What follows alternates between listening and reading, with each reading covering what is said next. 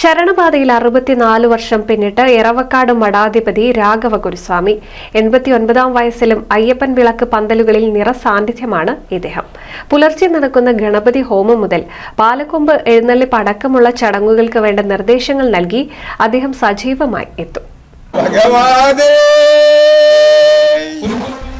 കാട് വെട്ടിത്തെളിച്ച് വന്യമൃഗങ്ങളുടെ ആക്രമണങ്ങളും വകവയ്ക്കാതെ കാനനവാസനെ കണ്ട് തൊഴാൻ എറവക്കാട് മഠാധിപതി രാഘവ ഗുരുസ്വാമി യാത്ര തുടങ്ങിയിട്ട് 64 വർഷങ്ങൾ പിന്നിടുന്നു. 14-ാം വയസ്സു മുതൽ അയ്യപ്പൻ വിളക്കു പന്തലുകളിൽ വെളിച്ചപ്പാടായും വിളക്കാശാനായും ഇദ്ദേഹം മുന്നിൽ തന്നെ ഉണ്ടാകും. ആനക്കര നാരായണൻ ഗുരുസ്വാമിയുടെ കൂടെയും പിതാവിനുമൊപ്പമാണ് ഇദ്ദേഹം ആദ്യമായി ശബരിമലയ്ക്ക് പോയി തുടങ്ങുന്നത്. കാട് വെട്ടിത്തെളിച്ച് കരിമല വഴിയാണ് അന്ന് ശബരിമലയ്ക്ക് പോയിരുന്നത്. രാത്രിയായാൽ വിരിവയ്ക്കുന്നതും കാട്ടിനുള്ളിലായിരുന്നു. പലപ്പോഴും വന്യമൃഗങ്ങളുടെ ആക്രമണത്തിൽ നിന്ന് രക്ഷപ്പെട്ടത് തലനാരിടയ്ക്കാണ്. ഒരിക്കൽ വഴി തെറ്റിയിട്ട് 3-ാം ദിവസമാണ് പിതാവിനെയും മറ്റും കാണാൻ കഴിഞ്ഞത്. ആ ദുരിതങ്ങളെയൊക്കെ ശരണമന്ത്രങ്ങൾ കൊണ്ടാണ് രാഘവൻ ഗുരുസ്വാമി അതിജീവിച്ചത്. ഞാൻ 40 കൊല്ലാ പോയിട്ടുള്ളത്.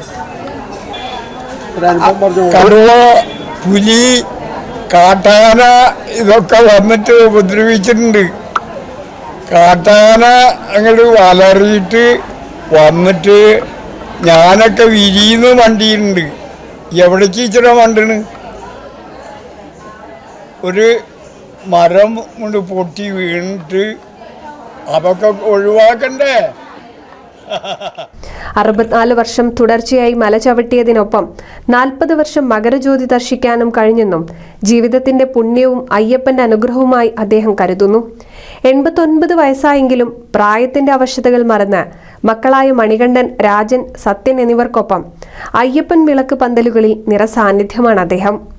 മക്കൾക്കും വിളക്ക് കമ്മിറ്റി ഭാരവാഹികൾക്കും വേണ്ട നിർദ്ദേശങ്ങൾ നൽകി മുന്നിൽ തന്നെ അദ്ദേഹം നിൽക്കും. 13 വർഷമായി നടക്കുന്ന ആലൂർ കോട്ടപ്പാടം വിളക്ക് കമ്മിറ്റിയുടെ അയ്യപ്പൻ വിളക്കിന്റെ നടത്തിപ്പുകാരനായി ഇത്തവണയും അദ്ദേഹം വിളക്കുപന്തലിൽ എത്തിച്ചേർന്നിരുന്നു. 3.5 മുഴം പോലെ നീളത്തിലാണ് ഇരുമുടി ഉണ്ടല്ലോ ഈ കെട്ട് നിറയ്ക്കണേ. അതിലൊക്കെ ഈ പിൻകെട്ടിൽ നമുക്ക് വെച്ചുണ്ണാനും കൊണ്ടുപോകാനുള്ള സാധനങ്ങളായിട്ടാണ് പോവുക. അത് പെരടിയിൽ ഇങ്ങനെ ഇരിക്കും ഈ തണ്ടിൽ. പുലർച്ചെ നടക്കുന്ന ഗണപതി ഹോമം മുതൽ പാലക്കൊമ്പ് എഴുന്നള്ളിപ്പ് അടക്കമുള്ള ചടങ്ങുകൾക്ക് സമയനിഷ്ഠ പാലിച്ച് അദ്ദേഹം വേണ്ട നിർദ്ദേശങ്ങൾ നൽകിക്കൊണ്ടിരുന്നു. അദ്ദേഹത്തിന്റെ മഹത്വത്തെ തിരിച്ചറിഞ്ഞ് കോട്ടപ്പാടം വിളക്ക് കമ്മിറ്റി പൊന്നാട അണിയിച്ചു. ഉപഹാരം സമർപ്പിച്ച് ആദരിച്ചു.